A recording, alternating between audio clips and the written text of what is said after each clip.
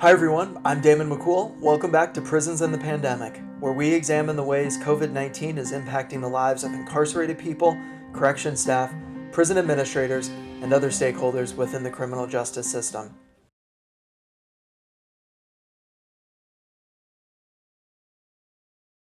There are currently 103,751 confirmed cases of incarcerated people with COVID-19.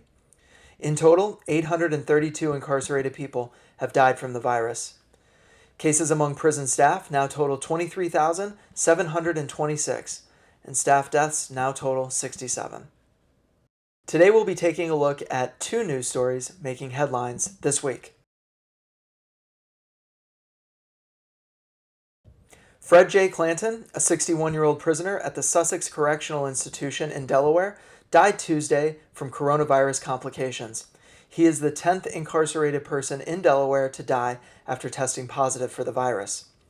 Clanton was among 36 prisoners from Sussex Correctional with chronic conditions who were moved in early July to James T. Vaughan Correctional Center to be in a non-COVID environment. Now, while he tested negative before his transfer, he registered a fever and tested positive after his transfer. He was moved to the prison's COVID-19 treatment center and later transferred to an outside hospital where he died.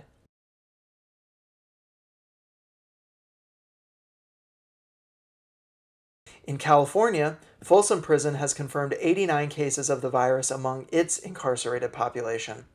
The California Department of Corrections and Rehabilitation said that it had set up 9 isolation/quarantine housing tents at Folsom, each of which can house up to 10 patients.